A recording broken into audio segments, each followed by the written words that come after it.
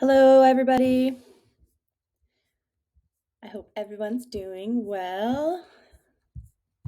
Just get into where we're going, just like always. Okay, today we are talking about the importance of self compassion and the importance of self care. So, the secret to getting rid of negative thought patterns and harsh self judgments is self compassion. So, as you move through life with ADHD, criticism from others and yourself accumulates and is internalized into beliefs about your own self worth. Many adolescents and adults end up feeling less than or unworthy compared to your peers who look like they don't struggle or make as many mistakes, and that can be the ideal recipe for bad mental health. So, this is really sad. Studies show that people with ADHD more often than not have low self compassion. And one of the reasons for this is that they are more likely to experience a lack of support, constant criticism, and even discrimination or trauma. So, one study reports that a child with ADHD, on average, can receive 20,000 negative or corrective comments by the age of 10. So, as you can imagine, this directly correlates into low self confidence, low self esteem, low self worth, low self salience. Like, it's just a really bad recipe for how you view yourself. So, let's talk about the definition of self compassion. So, Kristen Neff, she has a PhD in self compassion, if that makes any sense. But she's a doctor and she researched self compassion. She describes it as being warm and understanding towards ourselves when we suffer, fail, or feel inadequate, rather than ignoring our pain and falling into self criticism. So, being self compassionate means accepting that no one is perfect.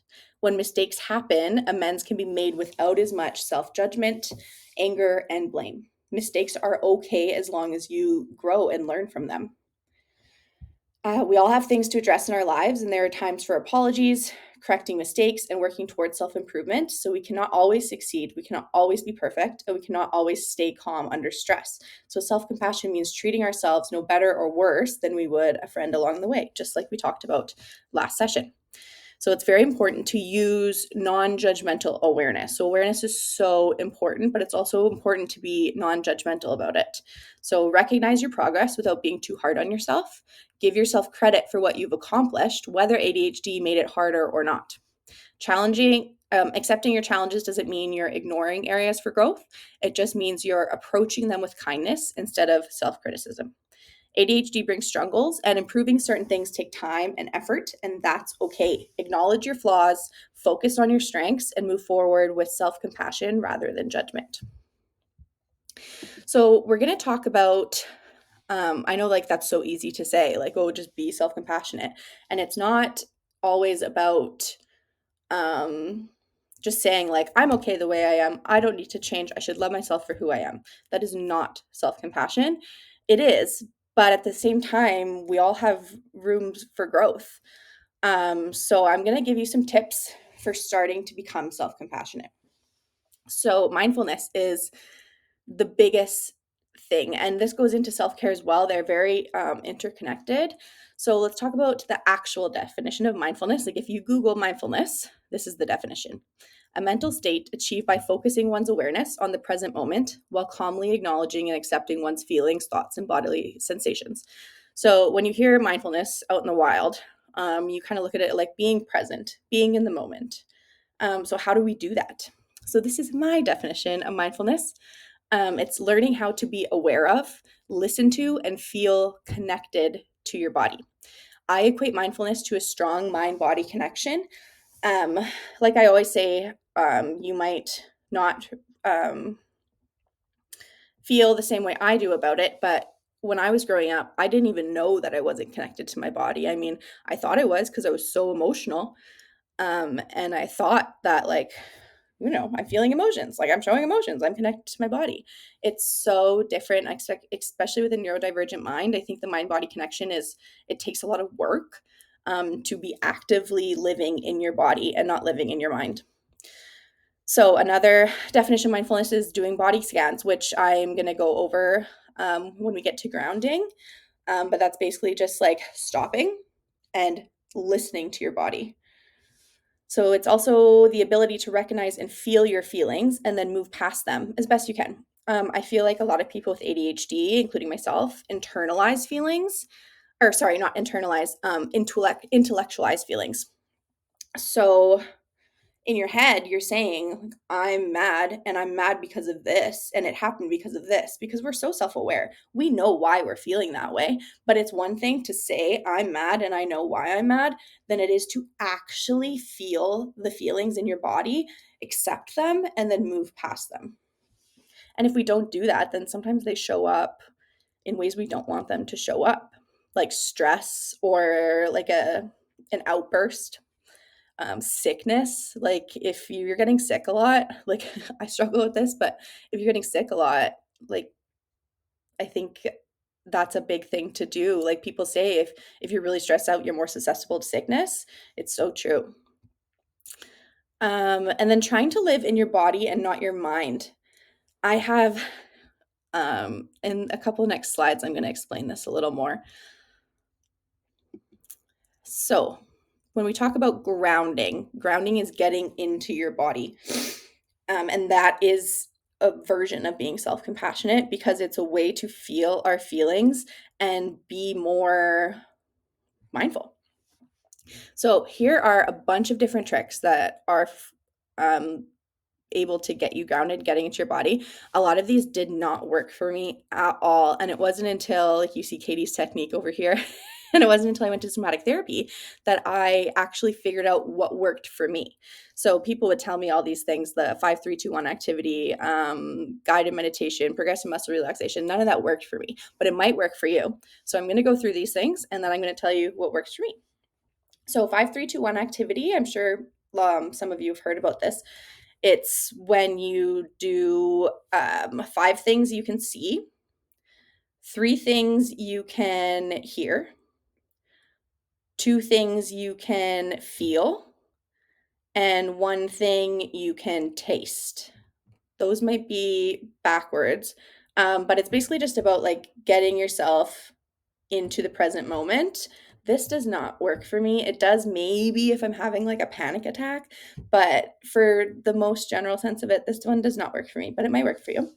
Another idea is to hold ice cubes. You can smell a candle. Eating sour candies, like I heard this actually works for quite a bit of people. Something about your taste buds and the sourness of it just brings you back. Guided meditation. I have tried guided meditations that I like. And I remember I was trying to show my boyfriend, I was like, you should do this. Like it's because he has anxiety that he refuses to acknowledge. And we went on YouTube and we found one and we were like, this is awful. So of course he never tried it again. But my advice for that, if guided meditation works for you, is to use like the Calm app or a mindfulness app. That there are free ones, but like you can also pay a small price and like get really good guided meditations. Walking barefoot in the grass. This is actually scientifically proven to ground yourself. Progressive muscle relaxation. So that's kind of going through your body and noticing. There's 2 different kind of ways. You can go through and notice where there's tension and then squeeze and release and really notice how your body feels once you release it with your breathing. But there's also, you can go through and if you can't even really tell like where you're feeling tension, you can start high and then end up going low. So squeeze your shoulders, release, squeeze your elbows, release, squeeze your hands, release, and then work your whole way down your body and doing that very mindful and in tune with your breathing. You can lay on the floor. Breathing into parts of your body is a really great way. This one actually does work for me sometimes. So obviously we all talk about breathing and it's funny because if you tell a kid to breathe when they are having big emotions, they'll probably just get mad at you because they try to do it in times of big emotions. And that doesn't work. It works on your come down. But breathing into parts of your body is actually a good technique that does kind of bring you back into your body. So if you picture breathing, and we all know you need to breathe into your stomach And then breathe out. Make sure you're breathing accurately with your shoulders back into your stomach. But if you picture breathing into certain parts of your body, it just kind of brings your awareness to those parts. So if you're breathing into your arm, picture your breath going in and down into your arm, and then picture it going out. Picture breathing into your stomach. Picture it going down into your stomach and out. Breathe into your leg. Picture that breath going down into your leg, into your foot, and then coming back out. So my somatic therapy technique, this was actually the first time I actually realized I'm like, oh, I'm not feeling my body. I'm not grounded by any means, and I haven't been my whole life. So I was always that person that went to therapy, and talk therapy definitely helped me. But it got to a point where I kind of resolved all my past trauma, and I was like, but I'm still not feeling like I can't accurately how to figure out how to manage my stress, and like I'm still having big panics, and like I know why I have these panic attacks. I know where they came from. I know why I'm stressed out. I know what I should do. Why can't I figure it out? And it was because I wasn't accurately feeling my feelings. So in somatic therapy, it was actually my first session, and she could tell that I was kind of like on edge a little bit. I was having a bad day. I was nervous to go, and she just like, stop. She just stop yourself. Like you feel like you look like you're a little worked up. I want you to close your eyes and look into your body and tell me where you're feeling like anything. And so I did it, and I closed my eyes, and I told her, well, I'm just feeling like my stomach's feeling a little weird. Just put your hand there. And I was like, okay. So I put my hand there, and she's like, is it feeling any different? And I was like, well, it's kind of getting bigger. And she's like, well, is it moving anywhere? And I was like, yeah, well, even doing it right now, I'm feeling it. I'm like, yeah, it's moving up. She's like, follow it with your hand. So just felt like my emotions, and I felt it coming up here, and I just like started getting like choked up, and I instantly started bawling. And she just watched me cry for probably 2 minutes. And she's like, follow it with your hand, follow it. Don't run from it. Feel those feelings. And I did it with my hand wherever it was moving. And by the end of it, I was like, like just, and she even said, she's like, you look like you are feeling immensely better. And I was like, that was insane. That's never happened to me before. So now whenever I'm noticing like some burnout, or I'm having big feelings and I'm ruminating on them, like lots of anxious thoughts, if something bad happened, anything that's like making you have emotions but you don't know how to move past them, um, I encourage you to try to just stop and put your hands where you think there is anything going on in your body, and listen to your body and follow where that feeling goes with your hand, and just see what happens. Like this might just be me, but I'm telling you guys, it was insane. And I do it now. I find time in my week, if I need to go sit down somewhere with a cold water. And it sucks. I hate doing it, but it's the best thing for me. And I just explore my body with my hand. What am I feeling? Where am I feeling it? And I just ride the wave of the emotions. And that's the best way to move past them. So body scans. I teach this a lot with my kids that I work with. And it was in a lot of the things I just said. So it's actively stopping and sitting somewhere and scanning your body from the top of your head, just like a robot would scan, top of your head down to your face, your eyes, your nose, your neck, shoulders, elbows, hands, and then down your chest, your hips, your legs, and your feet, and being aware of the tension in your body. Know where you're feeling it. And if you do feel tension, do some progressive muscle relaxation before you move on. Squeeze, squeeze, squeeze, and release. Let it go. Breathe it out.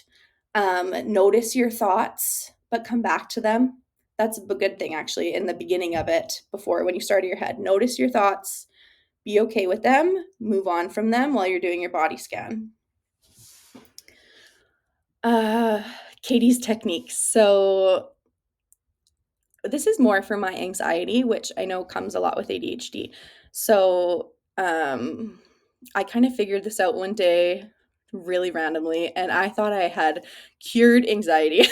I told everyone, and they're like, Katie, you're grounding yourself. I was like, oh. So I want to show you guys about living in your head and then living in your body. So I kind of made this visual and I showed it to my coworker and I was like, does this make sense? She's like, it makes sense to me because you explained it to me. So hopefully this makes sense to you guys. When you're living in your head with your thoughts, say you're just, this is where you are. You're in your thoughts, you're in your feels, you're not connected to your body because you're constantly up here. I want you to look at the head visual. There's not much room, extra room. There's only, like, if you're just living here, there's not much extra room for anywhere those thoughts to go. When you live in your body, so this is how I do it. When I'm having like, I can't let go of these thoughts and I'm having like just racing thoughts, I picture my brain being melted and stretched into the rest of my body, all the way down to my toes. And I picture this as there is so much more room. The anxious and bad thoughts seem so small when I'm living in my whole body than when if I'm just here, they're so big. But when I'm stretching out those thoughts and I'm actively trying to stretch my brain out and feel all my limbs and my whole body, it feels like those thoughts get so small. So I'm stretching out my mind and my thoughts into my whole body and feeling it. And that's what works for me. So this visual is kind of just showing like, look how much extra room is there with all these thoughts when you're living in your body than compared to in your head. And I hope that makes sense for you guys. I kind of just made it up, but it's what works for me. Okay, so the next tip is to focus on common humanity. So people with ADHD can fall into a trap of feeling isolated from others. After years of criticism from yourself and others, you might start to focus more on your own suffering and mistakes and see others as more deserving than you are. You start to see yourself as an outlier whose imperfections make you less worthy. Self-compassion serves as a reminder of our common humanity. No one is without flaws, and we are all human. So making mistakes and feeling inadequate is something that each and every one of us goes through, especially people with ADHD. So there's that community, but people without ADHD go through it as well. So focusing on the big picture view can help you to remind things to put things into perspective and treat yourself with the same empathy that you would give others. So just remind yourself, like, you are not alone. Everyone goes through big, big struggles, and you're not the only person in the world that is going through something hard. Like, that's kind of hard to hear, but it's so true. So try and picture the bigger picture of things. So my third tip for being more self-compassionate is to replace your inner critic. Your inner critic is not you. Your inner critic is one of your biggest obstacles to self-compassion. It wants to remind you of your failings and make you feel judged and ashamed. It can help to think of this inner critic as distinct from yourself. So a really good technique is to give it a name. That kind of helps you recognize that's not you. Like, that's not, your thoughts are not always true. Give it a name and try to recognize when it appears. When I worked at a youth club, I did an activity with kids. We'd make pool noodle monsters. So like pool noodles, I cut them in sizes about this big, and they make monsters with like pipe cleaners and googly eyes and stuff. But those monsters were their self-love like they were what did we call them? I can't remember. I called them self-love monsters. But anyways, we gave them a name. Lots of them were named Karen. And we taught them that those monsters are the bad thoughts. So it's giving it a physical being. Those are your bad thoughts that are telling you that you are not deserving of things. You did that really bad. You're ugly. All those bad thoughts, we externalized them. So they knew that those thoughts are not who they are. So once you begin noticing your critic, you can replace that voice with one that focuses on confidence and self-love instead of insecurity and self-hate. Think of what you say to a good friend and use that to bolster yourself while drowning out the voice of your inner critic. The more you practice self-compassion, the more resilient you'll become. It's much like CBT. When you're working on your self-compassion, it's a way to replace negative thinking with positive thoughts that benefit you and your mental health. So if you have a really bad voice in your head, and you know it's not you, you know those thoughts aren't always true, why can't you give yourself a good and super positive voice as well? This takes practice and it seems silly at first, but the brain is a muscle and you need to create these neural pathways to see improvement. So if you're constantly thinking bad things, your brain is wired to think that way. Like, this is not just me saying, this is science. If you are actively thinking every day that I'm going to recognize my inner critic and I'm going to reframe it, I'm going to use my good voice and say something else, you're building neural pathways to become more positive. This is an example from me yesterday. So I was really nervous to finish and continue the session. I told myself out loud, I was home alone. I was saying it to my dog, actually. I am smart and I'm freaking creative, and not everyone can do this, but I can. And I said this 3 times out loud. I was yelling it, and it genuinely changed my mood and outlook on it. And I was actually like, yeah, I'm going to do this. And it really helped. Another example for someone that might be going through something else would be if you're constantly thinking, like, what I said the other day was so embarrassing and you can't get over that, you could change that to, even if it didn't come out perfectly, my intentions were good. I didn't mean anything bad by it, so that's okay. Or, I bet no one is thinking about this as much as I am. So there's ways that you can reframe these bad thoughts. Another little tool that I actually just thought of is, if you're having constantly these bad thoughts, I implore you guys to go into ChatGPT, write the bad thought down, and ask it, how can I change this to be more self compassionate? And just see what it says. Speaking of ChatGPT, it's such a good tool for people with ADHD. Just fool around with it. Google how to use ChatGPT for ADHD. It's changed my life, honestly. Okay, my fourth tip for starting to be more self compassionate: acknowledge your accomplishments, no matter how small. Give yourself credit for what you've achieved despite your challenges. And just, even if it seems small, like, it's just, so you did it. You did it. So here's a bunch of examples that you could give yourself credit for. I remembered and was able to pay all of my bills this month. Heck yeah. I got out of bed and went to work every day this week. That's awesome. I had a successful interaction today that made me feel good. Go me. I ate 3 balanced meals in a row. I cooked supper even though I didn't want to. I drank enough water today, or I had it. Oh, sorry, I have a double one here. But I had a successful interaction that made me feel good. I want to talk a little bit about manifestation. It goes along with neural pathways in your brain. If you are manifesting good things, which means you are actively thinking about them, you're putting them out into the universe, your brain rewires itself to look for those positives. That's the whole, like, when people talk about manifestation, like, oh yeah, it's witchy woo woo. It's so true. It's kind of like when you buy a car and then you see that car everywhere and you never saw it before. It's because it's in your brain now. Your brain is actively looking for that car. So if you are constantly reminding yourself of your accomplishments and your positive traits, your brain is actively going to be looking for those things through these neural pathways that are created. Okay, so now we're getting into self-care. So the definition of self-care to the world: take a bath, put your feet up, take a break. You deserve it. You worked hard today. That is not the definition of self-care. It might be to someone, but everyone's definition of self-care is different. So our definition of self-care is anything that promotes your health. It's understanding what your body and your mind needs and following through on that. It's parenting your own well-being and doing things we do not want to do sometimes. We all got past that page of, you're not a child anymore and no one's forcing you to do anything. You have to parent yourself into doing things that you don't want to do for your own benefit. If you're doing self-care accurately, it can improve your focus, your concentration, reduce stress, and can improve memory function. Sorry about my spelling mistake. Self-care looks different for each and every person, and it is up to you to figure out what it looks like to you. So, what can self-care look like? I found this visual, and I didn't hate it, so I threw it on.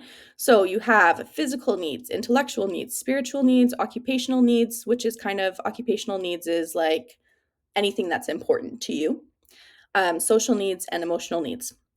So emotional needs can look like managing your emotions, practicing your emotional regulation, having a positive attitude, being mindful, practicing gratitude. Um, Intellectual needs, so learning, making goals, setting milestones, trying new things. Spiritual needs, beliefs, values, exploring your culture, mindfulness, having peace, joy in daily tasks. I also have here spend time in nature, engage in activities that align with your values. Participate in activities that bring meaning and purpose to your life. Practice forgiveness, release negative emotions, and cultivate compassion for yourself and others and actively practice it. So occupational, play, learning, chores and jobs, hobbies, interests and talents. And then I have here, they have self-care under occupational, because this is what people think self-care is that small little bullet that we have under occupational needs. So that's, taking care of yourself, getting a massage, washing your hair, um, all those things that people think of when they think self-care, but it's actually all of these things. Social, so being aware of others, resolving conflicts, communication, creating social networks, empathy, tolerances for differences. And I want to talk about physical needs. Sorry. So physical needs are your foundation, they're your building blocks for self-care. So having sleep, eating healthy foods and having a healthy diet, and exercising and moving your body. And I put movement here because you look at exercise and you're like, oh, the gym sucks. You don't have to go to the gym. Just get up, move your body, do arm circles, go for a walk, like literally any type of movement. And I want you to think about this in terms of toddlers and young children.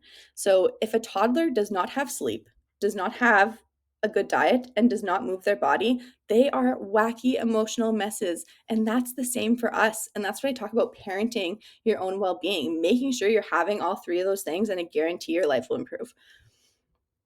And one little self care tip is to rest unguilty. So plan times for rest so you can do it while not feeling guilty. Don't burn yourself out and then being like, oh, I'm so overwhelmed. I need to have a rest day. Yes, that's very important. But if you plan times for resting unguilty, you'll feel a lot better about it. So let's go over some warning signs for burnout and need for self care. So, what I mean by that is if you're having some of these warning signs, you probably need to look back and come up with some ways that you need to um, parent yourself. So, if you're feeling stretched thin, if you have increased sensitivity or you're overly emotional, like if you kind of blow up at someone and you're like, well, why did I do that? Increased pain. So, like in your body, if you have chronic pain somewhere and it's just constantly and it's more, that might be a warning sign. If you're always on the go, constantly multitasking, and you haven't taken a break in a while, if your anxiety is increased. So I want you to think about what your warning signs are. Might be a little hard to figure out, but tracking your moods and stuff might help. Um, for me, I know I get super tired, I get super anxious, and I just don't feel good. That's when I know I need to be like, okay, I need to do something different. So we can talk about creating self-care goals. So I encourage you guys to write down what you're going through now and what you're aiming for. So this is just an example. So right now I'm stressed, I'm disorganized, I have a poor diet. This is not me, this is an example. Stressed, disorganized, poor diet, I'm not really moving my body or doing any exercise, and I have poor self-esteem. So what am I aiming for? I want to aim to be more calm and relaxed. I'm aiming for weight loss. I'm aiming for more movement, and I want to be okay with myself. I want to have higher self-esteem. So if you write these stuffs down, it kind of externalizes it, and you can be like, okay, this is my goal. And so I came up with 3 example goals. So I will clean and organize my space 1 time per week, and I will follow the 2-minute rule. If it takes less than 2 minutes to do it, don't leave it, just do it. Goal number 2, I will go for a short walk around the block 2 times per week for the next month. And goal number 3, I will recognize and replace my inner critic 1 time per day. So as you can see, this doesn't address every single thing on my list, but it's a start. And if you write it down, you're more likely, this is scientifically, I feel like I keep saying that this is scientifically proven, but if you write it down, you are more likely to do it. So I encourage you guys to write down what you're going through right now and what you in the future aim to be for yourself, and then come up with some goals to um, achieve those things. Okay, everyone, this is the end. So, our last discussion note, I want you to say in the group chat, what's one area where you struggle to be kind to yourself? And what's one small way you're going to practice self compassion this week? So, it can be something I talked about, or it can be something that you came up with on your own. And then, number 3, if you want, you don't have to, but do send your final thoughts and wishes to the group because this is the last session. And so, if you have any like closing thoughts, totally feel free to say that. And maybe just send well wishes. I don't know. Up to you guys. So I just want to thank you. I'm so proud of myself for doing this. You guys have no idea how nervous I was before every session. And I know when I do it, I feel, why was I so nervous? But I really was. I had to hype myself up to do this every single Sunday. So I'm so proud of myself. But more importantly, I want you guys to be proud of yourselves because actively doing this group, you shown that you want to better yourself, like you want self-betterment, you reflected, you looked inward, and you were vulnerable with everyone. And that is something that you should be proud of. And I'm very proud of all of you guys for doing this. And honestly, thank you for allowing me to do such a passion project for my practicum, because if you guys weren't here, I'd be doing something that I didn't really care to do. So I love that I got to do this. So I have all my references and stuff here, and yeah, I wish to talk to you guys in the chat. I'm going to be sending my last week's questions because I know we're all a little behind, just like I am, classic ADHDers. But I look forward to talking to you guys in the chat, and thank you so much for listening.